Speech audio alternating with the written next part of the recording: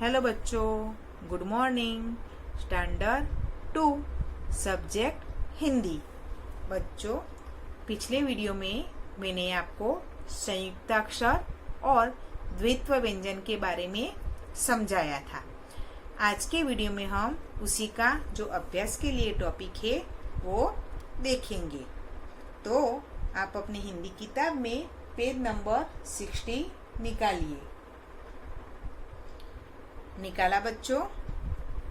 देखिए, उसमें टॉपिक का नाम है अभ्यास के लिए। उसमें प्रश्न नंबर 1 है, चित्रों के नाम बोलिए और जो व्यंजन 2 बार आया है उसे लिखिए। इसमें हमें क्या करना है, इधर कुछ चित्र दिए हैं, उनके हमें नाम का उच्चारण करना है और उच्चारण करते समय जो व्यंजन का इस्तेमाल 2 बार हुआ है उसको हमें नीचे लिखना है। तो यह पहला चित्र है, इसे क्या कहते हैं? पत्ता। उसका उच्चारण आप ध्यान से सुनिए। और दूसरा वाला चित्र है कुत्ता।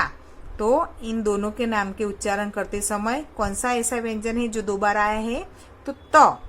आप सुनिए फिर से, पत्ता, कुत्ता। तो त व्यंजन का इस्तेमाल 2 बार हुआ है, तो हमें नीचे लिखना है त। उसके बाद ये वाला 2 चित्र है, वो देखिए। ये पहला है मक्खन और दूसरा है मक्खी। तो इसमें इन दोनों के उच्चारण करते समय ख व्यंजन का इस्तेमाल 2 बार हुआ है। ऐसा देखिए, आपने सुना, फिर से सुनिए। मक्खन, मक्खी, इसमें ख व्यंजन का इस्तेमाल 2 बार हुआ सुनाई देता है, तो हमें ख लिखना है। उसके बाद है, ये क्या है? उल्लू और बिल्ली। तो उल्लू, तो उसमें ल व्यंजन का इस्तेमाल 2 बार हुआ है। और बिल्ली, इसमें भी ल व्यंजन का इस्तेमाल 2 बार हुआ है। तो इन दोनों के उच्चारण करते समय हमें पता चल जाता है कि ल व्यंजन का इस्तेमाल 2 बार हुआ है। तो हमें नीचे क्या लिखना है? ल। समझ में आ गया? पहले में क्या आएगा? त, फिर ख और ल। अब प्रश्न नंबर 2।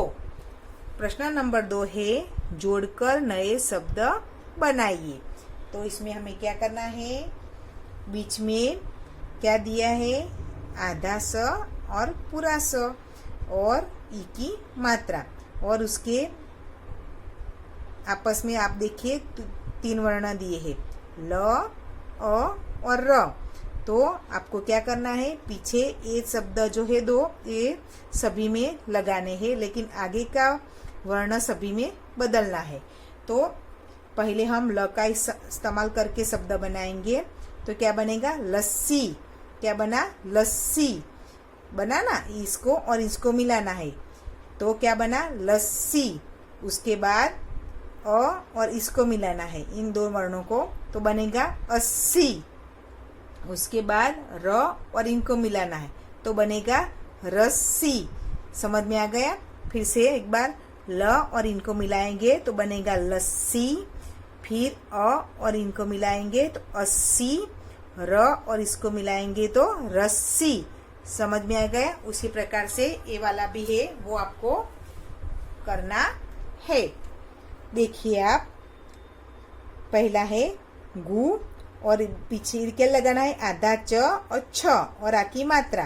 तो इनको मिलाकर कौन सा शब्द बना? गुच्छा। दिखा है आपने? मैंने इधर लिखा है गुच्छा, गुच्छा। फिर ल और इनको मिलाकर बनेगा लच्छा। देखिए आप, मैंने इधर लिखा है लच्छा। उसके बाद अ और इनको मिलाकर बनेगा अच्छा। समझ में आ गया बच्चों? तो अब हम प्रश्न नंबर 3 देखेंगे। दिए गए संयुक्ताक्षर एवं द्वैत्व व्यंजनों को अलग अलग करके लिखिए। तो इधर ब्रैकेट्स में कुछ शब्द दिए हैं, उसमें कुछ संयुक्ताक्षर है और कुछ द्वैत्व व्यंजन है।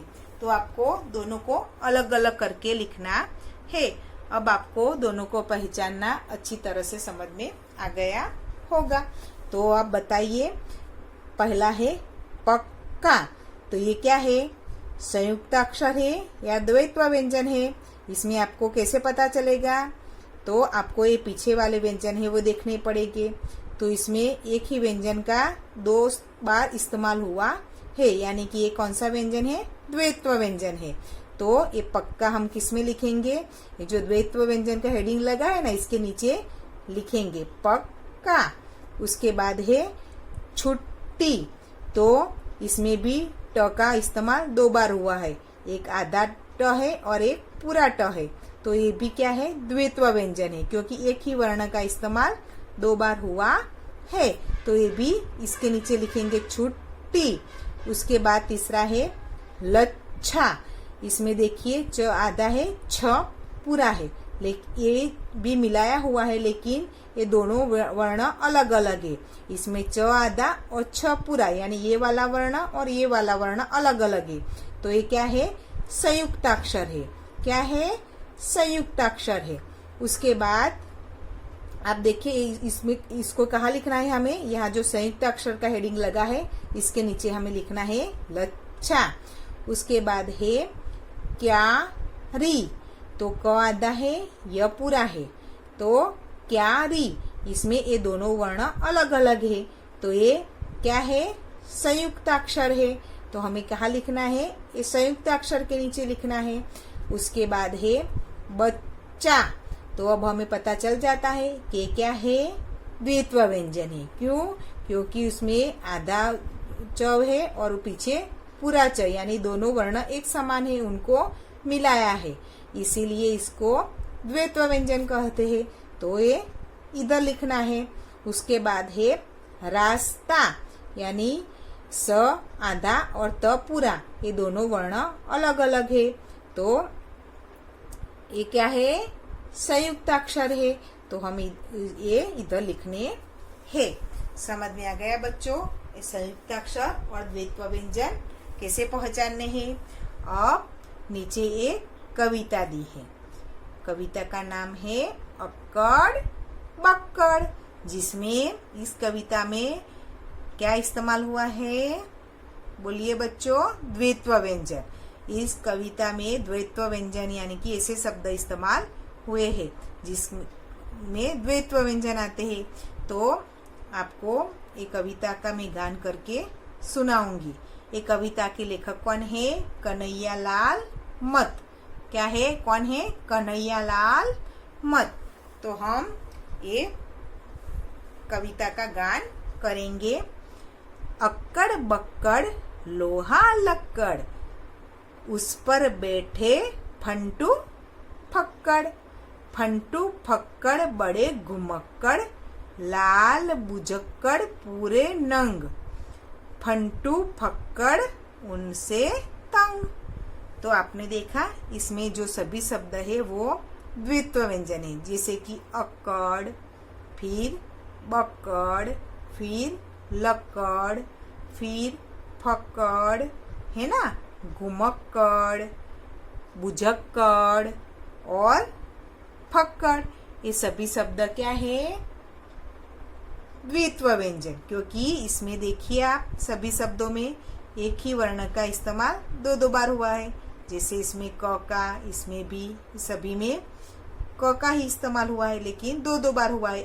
आधा वर्ण है वो भी क है और पीछे जो पूरा वर्ण मिलाया है वो भी क है। देखा, ये सभी क्या है? द्वित्व व्यंजन है। आपको अब ये वाला पॉइंट अच्छी तरह से समझ में आ गया होगा। अब हम अगले वीडियो में मिलेंगे। गुड बाय बच्चों।